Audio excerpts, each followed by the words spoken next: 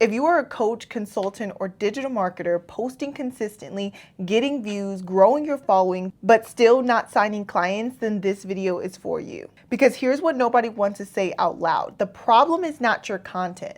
I got on a call recently with someone who had over 16,000 followers. She had consistent views, real engagement, and people were even reaching out, asking questions. But yes, she looked at me and said, I think I'm visible, but I don't think my services are visible. And that is the diagnosis for most of you watching this video right now. And what I need you to hear before we get into this is your small following is one of your greatest gifts. I have a client named Karina who had 2,000 Instagram followers and she was consistently signing high ticket clients. She now does 9K in just 48 hours and the following count was never the variable. It is not your content, it is not your views, it's not your following count. It is belief. It is whether the people who are already in your world, the people who are already in your ecosystem believe you enough to buy. So let's get into the video. All right, so the first part is admiration is not authority and only one of them pays you.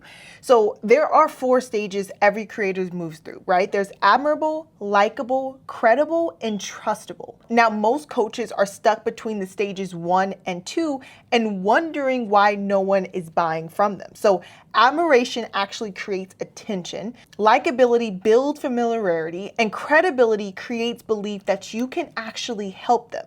Now, trust is what ultimately moves someone to invest in you. Now, your audience asks one subconscious question every time that they see your content, and that is, can I trust this person? Now, views do not answer that question. Likes do not answer that question. Authority does. Now, you might have a misconception about authority. It's not all about the testimonials that you have or the results that you have given, although that does matter. But authority comes from conviction. It comes by certainty. It comes by knowing exactly what you do, your zone of genius, and demonstrating that with that level of conviction. Now, authority is also built by, of course, proof, like I said, consistency, clear messaging, and demonstrating your expertise, right? So it does not matter if you are an info coach, if you are a fitness coach, if you're a faith-based coach, a hairstylist, a trading educator. It does not matter. Authority is not niche specific. Trust is the currency in every single market. Okay, so every buying decision follows the same psychology, right? Before people purchase, they need enough certainty that you can solve the problem that they have. Now, I love sales and I love this because all sales really is a transfer of certainty. So you display that throughout your content. You display that with the authority that you show through your content as well. And they're like, this video flops, essentially. It doesn't get the views that they want it to have. And they're like, what am I doing wrong? Like, what am I doing? But they're optimizing for vanity metrics. They're not optimizing to build trust with their audience, which leads us to our second part, which is posting more isn't the strategy that you think it is, right? A video with 36 million views can produce you 10,000 followers. Because here's the thing. You think that if you have all the reach in the world that you're going to get a bunch of clients, make more money, and all the things. That's not true. And I know you see people and you hear stories that people have 1 million followers, 50,000 followers. I talk to people like this all the time and they're not making the income that they really want. Because reach without relevance to your ICP is just noise, right? It's not a business asset. Now, reach measures your exposure, how many people get to see you. But the relevance of your content measures the alignment with your ICP. So the goal isn't more people seeing your content, it's more ideal clients seeing themselves in it. Okay, so most entrepreneurs already know enough to grow. The missing piece is having a proven system for execution. So like I was saying, reach without relevance to your ICP is just noise. So generic content attracts a generic audience, and a generic audience does not buy high ticket offers. They consume free content forever, right? And so this is when it comes to like being able to know what are you top of funnel, middle of funnel, bottom of funnel content, and knowing which one you are putting out and which purpose is actually serving for your ICP, right? Or for your dream follower. Now, broad messaging creates broad audiences, and specific messaging naturally attracts people who are actively looking for the solution that you provide. Now, your content has one job as a business tool, and that is to pre-sell your ideal client before they ever get on a call with you. Most people are trying to do this selling on that call, trying to fight tooth and nail to overcome objections, justify their prices, go back and forth with objection handling. But the thing is, your content should already do the pre-selling. It should already build enough trust in you that they are already sold by the time they get on the call. So every piece of content should either create awareness, build belief, overcome objections, or move someone toward taking an action. All right, that is the whole purpose in your content ecosystem, is to move someone closer to a buying decision. So now this gets into the third piece, which is the 3 pillars that your brand is missing. Now, there's 3 pillars: identity, positioning, and authority. And I've kind of broken this down in the previous video I posted, but identity is who you are, what you believe, and what you've been through. Now, the pillar identity is what actually makes you different from everybody else, from every coach that's saying the same thing, from every coach that actually just regurgitating information. This is what's going to make you different in your industry, right? And your experience is what creates context around your expertise. So a lot of people skip over this. A lot of people, when it comes to building their personal brand, they don't want to be personal, but this is huge. And being able to actually know the unique mechanisms that make you different from everybody else. Okay, the second pillar is positioning, right? Owning a specific category in your audience's mind. Okay, positioning is about becoming the obvious solution to one specific problem instead of competing with everyone else in your industry. What actually makes you different in terms of like what you are going to solve for that person? Like, what makes you different? Like, apart from your identity, in your offer, in what you provide, in how you coach and how you teach, how you demonstrate your expertise, what makes you different? What is your positioning in the market? Now, the third pillar is authority, right? Evidence in what you teach works. So authority is accumulated by proof. So this is your client wins, this is frameworks, this is lessons, the testimonials, and just documented experiences all increase this uncertainty in you. And so, like I said, like earlier, authority doesn't have to, you don't just have to demonstrate authority by showing a bunch of testimonials. Authority can be built by having such a conviction about what you teach, having a certainty about what you teach, because people can feel that. Okay, so that's how you can demonstrate your expertise and your authority, right? Your God-given calling. That's how you can demonstrate it, by having that conviction and showing up, owning the room. Okay. Now, when all 3 are missing, you have a value brand. And now there's a difference between a value brand and a personal brand, okay? Because value alone just creates consumers. Identity, positioning, and authority together create buyers who actually trust your process. Now, which leads us to the 4th section, is the content your audience needs to see to become a client of yours. A lot of people are just posting random content. They don't actually have a system in order to move someone closer to a buying decision. So let's talk about the next part, which is the content your audience needs to see in order to become a client. Now, top of funnel content attracts. Now, what this essentially is you can post top of funnel content, but also think, how can I post ICP specific top of funnel content that makes your ideal client feel personally called out? So now, purpose of top of funnel content is to attract the right audience by speaking directly to their current situation, their pain points, their desires, just what's relatable and what is like addressable to a huge market. But why I say ICP specific top of funnel is because, yes, you want it to appeal to a huge market. That's when content goes viral. That's when it's able to reach a bunch of people. But ICP specific content, if you're very intentional, then you are creating top of funnel that relates to a huge TAM, but also that in the content, it also resonates with your ICP and what they love and what they want and what they desire. Okay, so middle of funnel content is what actually converts. It handles those silent objections that people have. It builds belief. It talks about the limiting beliefs that they may have, right? This is where trust is built. This is where the nurturing happens. And your audience needs enough certainty before they ever consider investing. So think about your buying process. Like, you might have had limiting beliefs. You might have had things that you needed to hear in order to overcome those things and to invest, okay, to pull the trigger. It's the same thing with your audience. You need to be able to nurture your audience, which ultimately builds trust. Trust converts, okay? So now how you can actually do this is your clients' onboarding forms. One of the best way to actually build so much trust and actually understand your ICP in a deep level is to take a look at your onboarding forms, take a look at your sales call recordings, your DMs. These are gold mined for content. You're probably asking, okay, I hear about creating middle funnel content. I hear about nurturing my audience, but how do I actually do it?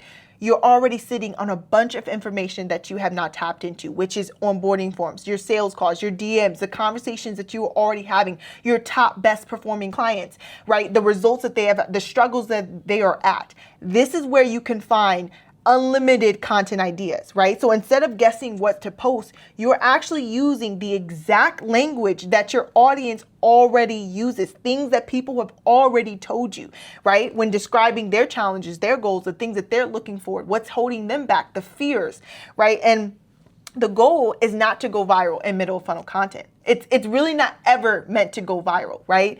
The goal is for every piece of content to move the right person one step closer to booking a call or to investing, to buying from you, okay? So success should not actually be measured by, you know, the movement of your sale process, not by likes, not by shares, or by views alone. Again, it should be by building enough trust, answering those questions that is holding them back from investing, okay? Which is going to lead us to our next section, which is probably what you're doing right now. You're posting content, but you're wondering, why am I still not signing clients? I feel like I'm hitting top of funnel, middle of funnel, bottom of funnel. I feel like I'm nurturing, I'm building trust.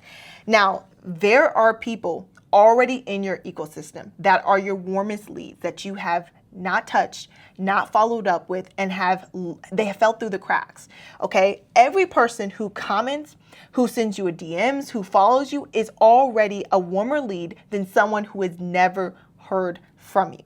And a lot of the times we are searching for new audiences, for new people, for new followers, for new story viewers.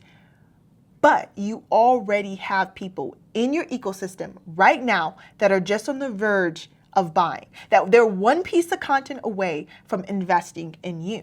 Okay, so they've already taken the first step by engaging with your brand. They've already followed, they already liked, they're already engaged, they already sent you a DM, whatever it may be. Your job is to now deepen that relationship, not to restart it, but to deepen it, right? And this goes on to say, like, one-on-one DM conversations are one of the highest converting activities that you can do. It's not post a viral video. It's not generate a bunch of views or get a bunch of followers. It's having that intimate one-on-one conversation with the person who is going to trust you, who's going to invest in you, okay? So conversations is what actually creates clarity, right? If you're not having conversations, you're not converting either, okay? So they allow you to actually diagnose someone's problem, right? Build that trust and naturally lead them towards the next step, which is investing, making the best decision for them, which is investing in your program, right? Which is what you want. So most coaches attract leads, but lose them because they do not have an actual process, an actual system after the first conversation. And without a repeatable follow-up system or a sales system, qualified leads become missed opportunities instead of paying clients. This is why I teach you have probably 4 to 5 figures sitting in your DMs, sitting in your ecosystem right now that is untouched. If I'm saying ecosystem, you have definitely 6 to 7 figures, okay? But let's just say your DMs is 5 to 6 figures right there. Okay. What I see a lot of time with coaches, consultants, digital marketers, they don't actually know how to lead. They don't have a solid, repeatable sales process to be able to lead that person to the next step. So the person asking from free advice from you is often a buyer who just simply hasn't been shown what is the next step. You simply haven't taken the lead to show them what do they need to do next? What is the next process? Okay. And these questions are often buying signals. Okay. If people are asking you questions, these are buying signals. They're interested. They need help, right? And instead of giving endless free advice, right, use those conversations to identify their needs and make an appropriate invitation, right? Which is welcoming them deeper into your ecosystem, booking a call, signing them as a client, okay? And in this next part, I'm going to talk about why small accounts are sitting on one of the biggest opportunities right now. And follower count is not the clear indicator that you are making sales. Again, I hear this all the time, that they have 80K followers and they're still stuck around 5 to 10K months, that they have 100K followers and they're still stuck at 30K months, right? And I want you to say, the belief is the problem. The belief that you think that you need a bunch of followers in order to generate sales already tells me that you have the wrong mindset and going when you're creating content and your ecosystems and your whole system in general, right? You're not optimizing for the things that actually matter. Now, your revenue is determined by how good your sales process is. It's determined by conversion. It's not determined by your audience size, right? A small audience with high trust can outperform someone with a large audience with a low amount of trust. Now, here's the thing. A highly engaged audience of only 1,000 people will outperform a passive audience of 50,000 followers. I know this because I had only 1,500 followers when I hit my first 30K month.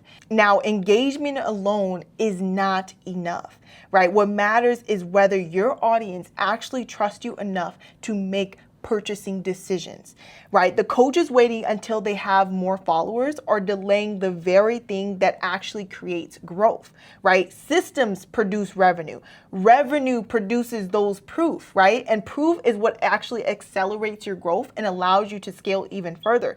And that's the sequence, right? So you don't need to grow first. You need to monetize what you already have, the people who are already in your ecosystem, right? So learning how to convert your current audience creates a stronger foundation before you invest your time on chasing more attention and not even knowing how to handle that attention.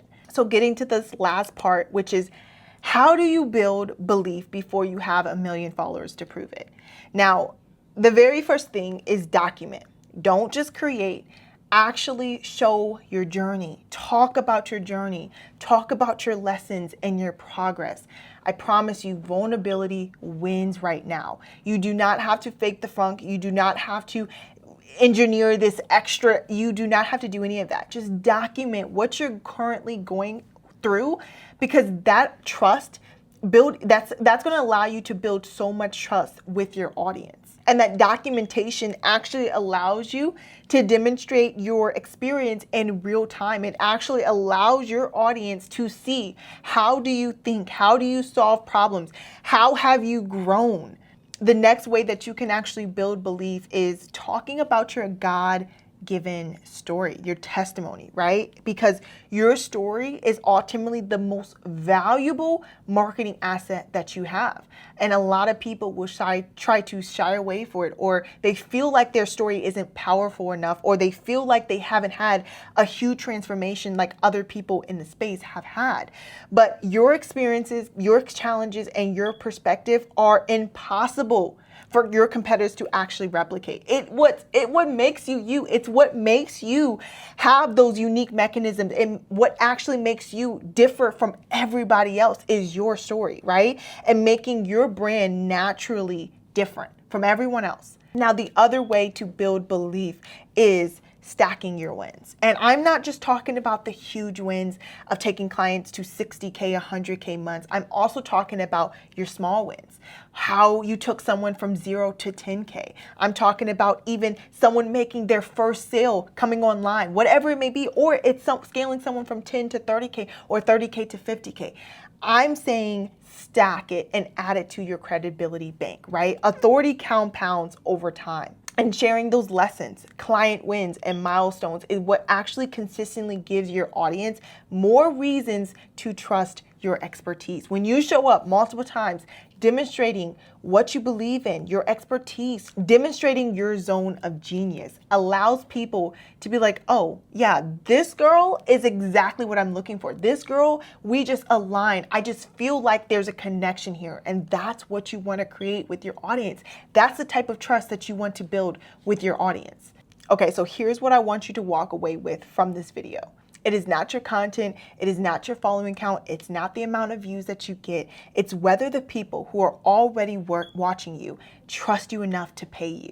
And belief is built through identity, positioning, and authority, not just posting more. The version of you who's making consistent 30K months, 50K months, 100K plus months is not waiting for a more comfortable moment to build that system. She builds the system and creates that comfortable moment. The audience you need is already there. The gifts that you have is already there. What is missing is the infrastructure that actually takes someone from just watching you to buying from you. So if you're ready to build that, go click the first link in the description and book your free strategy call. We are going to look at exactly where your conversion is breaking down, what your brand is actually missing, and what it would look like to install the full Kingdom brand scaling system inside your business. Thank you so much for watching, and I will see you in the next video.